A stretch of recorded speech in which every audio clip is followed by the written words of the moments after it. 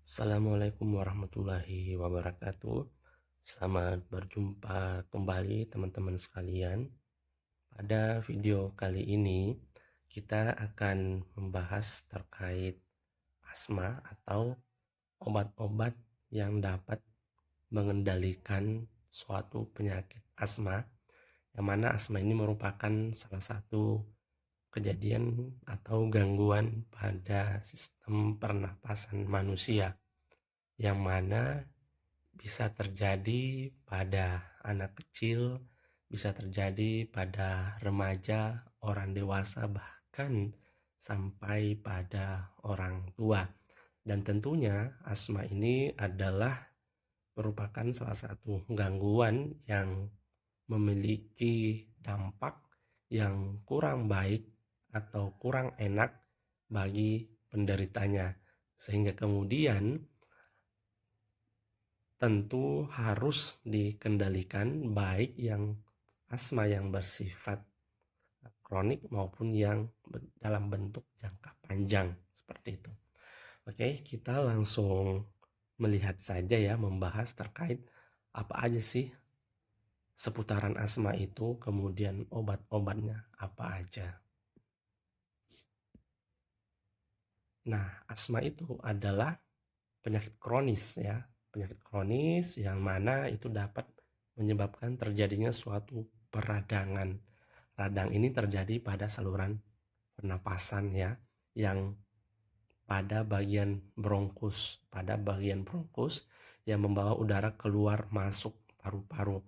Jadi bronkus itu adalah sesuatu atau bagian daripada sistem pernapasan, yang ini adalah saluran yang dilewati udara, baik itu masuk maupun keluar dari paru-paru. Nah, jika terjadi di sini suatu bentuk peradangan, tentunya sistem pernafasan akan terganggu atau tidak normal. Makanya itu orang yang mengalami asma itu bisa dilihat ya teman-teman, itu akan agak susah untuk bernafas, begitu ya. Akan susah bernapas atau akan sulit bernapas akibat gangguan aliran udara yang tidak normal tadi, sehingga harus segera dipulihkan gitu ya. Nah, tentunya kalau misalnya orang susah untuk bernapas itu akan memicu namanya batuk ya, bisa memicu namanya batuk atau tersengal, bahkan sesak nafas ya. Orang yang sesak nafas endingnya itu ya bisa dikatakan sangat berisiko terhadap kehidupannya, begitu ya. Nah, pada penderita asma itu bronkusnya akan mengalami radang ya, terjadi peradangan atau inflamasi dan menjadi lebih sensitif daripada kondisi normal.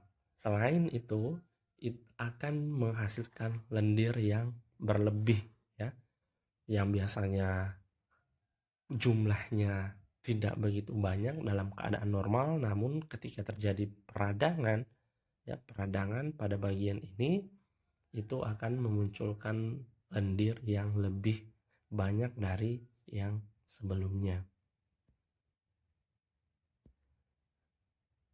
Oke, teman-teman, kita melihat kok bisa terjadi asma ya. Nah, secara umum di sini ada dua ya yang saya munculkan daripada faktor-faktor penyebab daripada asma itu sendiri ya. Nah, perlu diketahui bersama ya bahwa sebetulnya ya asma itu belum dipahami betul secara mendetail penyebabnya sebenarnya apa gitu. Namun kemungkinan asma itu terjadi karena adanya suatu akibat kombinasi faktor-faktor ya, adanya kombinasi daripada faktor-faktor sebagai berikut.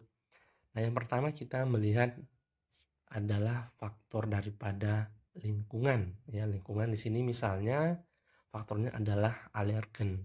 Misalnya ada tungau debu, kemudian bulu hewan dan serbuk sari gitu ya. Selain daripada alergen, juga bisa karena iritan yang berada di tempat kerja, kemudian asap rokok ya, asap rokok, infeksi saluran pernafasan yang disebabkan oleh virus, kemudian adanya suatu bentuk ekspresi emosi yang begitu kuat ya, yang begitu besar, dan pengaruh obat-obatan, efek samping daripada penggunaan obat-obatan, misalnya orang yang menggunakan aspirin atau beta blocker. Itu faktor yang pertama ya. Kemudian kita melihat yang kedua itu karena genetik atau memang diturunkan dari generasi yang sebelumnya atau dari orang tuanya yang diturunkan kepada anaknya. Nah, yang menjadi faktor genetik atau turunan itu biasanya terjadi pada anak-anak ya. Nah, anak-anak yang menjadi turunan asma dari orang tuanya itu kemungkinan menderita asma itu akan meningkat ya, jika anggota keluarga atau kerabatnya itu mengalami asma juga. Dan tentunya kondisi alergi lain seperti dermatitis atopik dan alergi serbuk bunga atau serbuk sari. Seperti itu ya teman-teman. Jadi secara umum meskipun belum dipahami secara mendetail, ini adalah dua faktor kombinasi penyebab daripada asma. Yang pertama lingkungan dengan segala macam faktornya, yang kedua adalah genetik atau diturunkan. Kemudian selanjutnya, untuk obat-obat dalam menangani asma itu dibedakan menjadi dua kategori. Ada yang sifatnya kerja cepat. Nah, ini digunakan untuk meredakan yang asma akut ya, asma yang bersifat akut. Kemudian kategori kedua adalah yang digunakan dalam jangka yang panjang. Jangka panjang yang mana ini digunakan untuk upaya profilaksis gitu. Ini dua kategori anti asma ya, teman-teman. Oke, kita langsung melihat saja. Yang pertama adalah kategori yang sifatnya kerja cepat ya. Nah, ini digunakan sesuai kebutuhan untuk meredakan gejala yang sifatnya jangka pendek secara cepat selama terjadinya secara asma secara tiba-tiba gitu ya. Nah, ini termasuk asma akut. Nah, berikut jenis obat-obatan yang biasanya digunakan untuk menangani asma akut. Di sini ada 4 jenis ya. Agonis beta 2 kerja cepat. Agonis beta 2 kerja cepat ini adalah bronkodilator hirup dan cepat ya. Ini bekerja dalam beberapa menit aja, hitungan menit aja untuk meredakan gejala asma sesegera mungkin ya, gitu.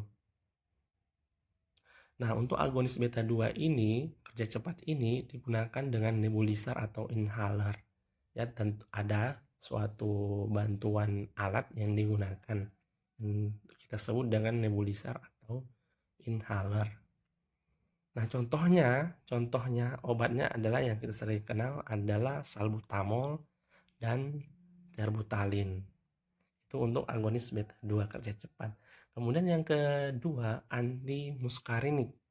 Jadi antimuskarinik ini juga merupakan obat yang dihirup dengan kerja cepat ya, sama dengan yang pertama tadi, kerjanya cepat ya, yang mana segera merilekskan saluran pernapasan seperti bronkodilator lainnya sehingga lebih mudah si pasien itu untuk bernapas.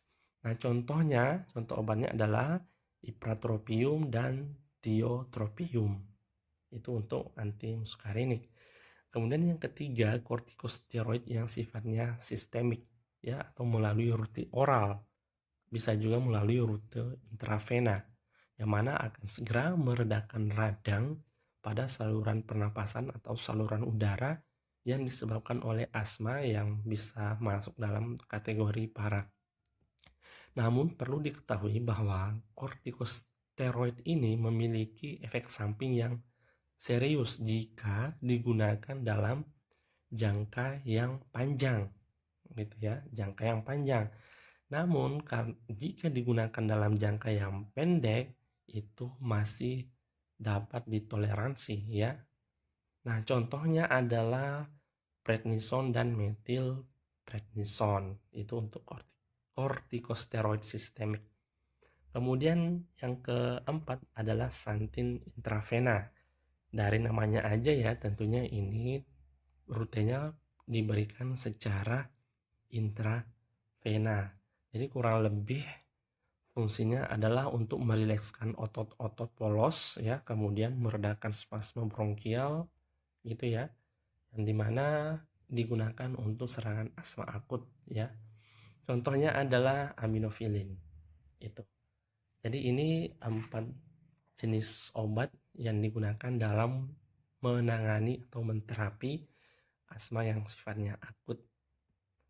Oke, selanjutnya kita ke asma yang dikendalikan ya untuk jangka yang panjang. Itu jangka yang panjang. Nah, di sini ada 4 juga ya teman-teman. Yang pertama kita lihat dulu yaitu kortikosteroid hirup ya. Nah, kortikosteroid hirup ini pencegahannya itu yang paling efektif untuk asma jangka panjang ya. Namun dalam penggunaannya itu hanya beberapa hari ya, beberapa hari aja hingga beberapa minggu ya sebelum manfaat maksimumnya dicapai. Nah, contohnya adalah fluticasone dan budesonide. Nah, itu untuk kortikosteroid hirup. Nah, kemudian yang kedua beta 2 agonis kerja lama yang dihirup ya, atau dikenal dengan agonis beta 2 adrenergic. Nah, obat ini itu akan membuka saluran udara ya, yang mana dalam beberapa riset, beberapa penelitian menunjukkan bahwa obat tersebut dapat meningkatkan risiko asma yang parah ya. Ini merupakan efek sampingnya sebenarnya, kecuali jika digunakan dalam kombinasi dengan kortikosteroid hirup. Jadi menurut riset penelitian ini perlu dikombinasi ya teman-teman, perlu dikombinasi agar dalam penggunaan jangka yang panjang ya tidak menimbulkan hal-hal yang tidak diinginkan, dalam artian asmanya itu menjadi lebih parah ya, seperti yang disebutkan sebelumnya. Nah, contoh daripada beta 2 adrenergic ini adalah salmeterol dan formoterol gitu ya. Nah, kemudian yang ketiga inhibitor leukotriene. Jadi obat ini adalah melawan salah satu komponen inflamasi asma. Jadi pada bagian peradangan itu dilawan oleh obat ini ya.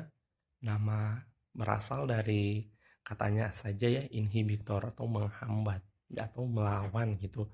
Melawan komponen inflamasi pada asma yang kemudian memberikan perlindungan terhadap bronkokonstriksi jika diminum sebelum seseorang itu melakukan aktivitas fisik atau berolahraga ya, atau terpapar alergen atau udara dingin.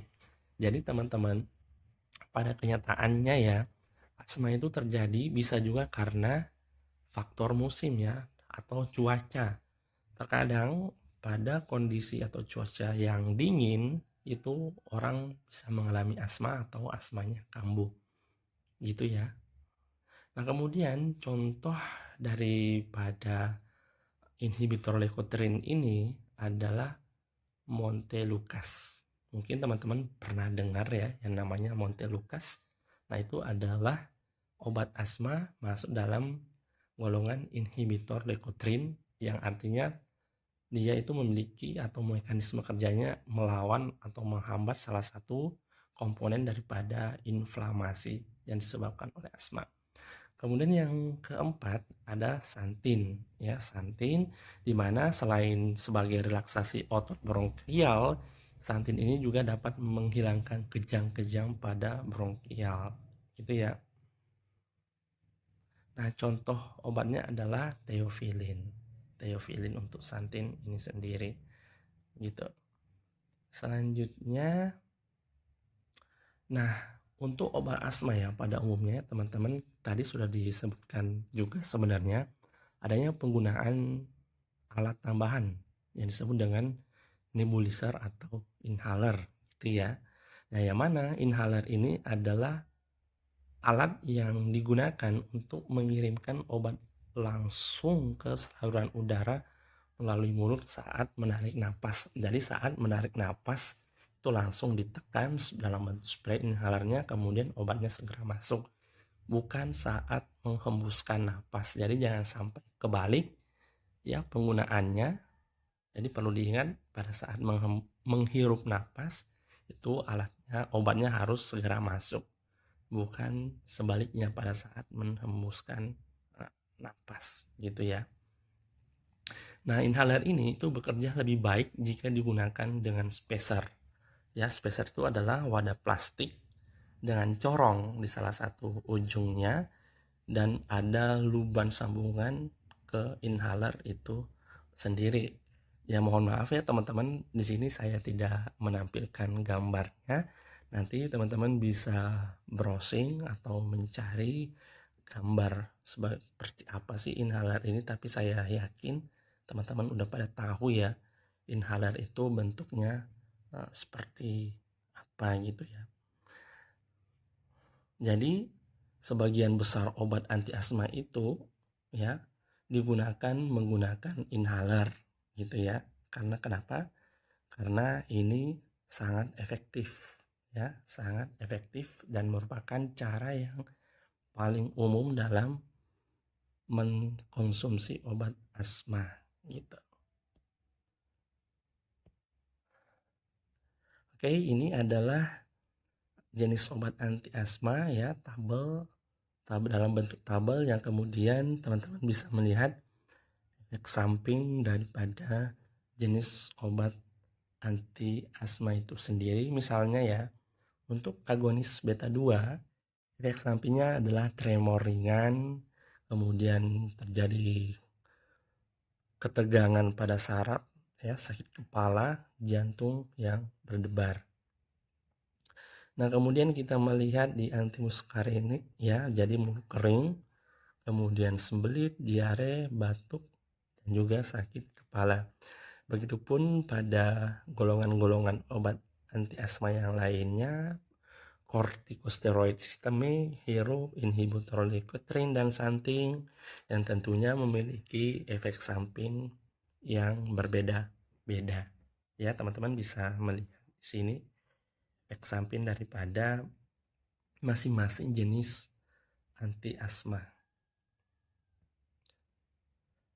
Selanjutnya ya, untuk penyimpanan anti asma, obat anti asma ini ya, itu disimpan pada tempat yang sejuk dan kering ya. Kecuali disebutkan pada label, obat tidak boleh disimpan dalam lemari es atau kulkas gitu ya. Selain daripada itu, obat itu harus disimpan yang mana tempatnya itu tidak dijangkau oleh anak-anak ya, karena takutnya nanti si anak-anak itu mengiranya permen atau makanan yang lainnya yang kemudian mereka makan dan telan, padahal itu adalah suatu obat yang tentunya memiliki efek samping dan memiliki risiko yang berbahaya jika digunakan bukan pada tempatnya atau tidak tepat pasien ya, atau tidak tepat penyakit. Jadi disimpan pada bagian yang cukup aman, dirasa aman, misalnya itu ditinggikan gitu ya, disimpan pada tempat yang tinggi, tidak dijangkau oleh anak-anak. Itu untuk penyimpanannya. Oke teman-teman, itu sedikit gambaran terkait anti asma ya, dimana tadi sudah dijelaskan sedikit terkait golongan obat anti asma itu terbagi menjadi berapa ya, serta asma itu faktornya seperti apa. Semoga dapat menambah wawasan dan pengetahuan kepada teman-teman sekalian, khususnya kepada saya sendiri yang masih fakir ilmu. Lebih dan kurangnya mohon dimaafkan. Sekian. Wassalamualaikum warahmatullahi wabarakatuh.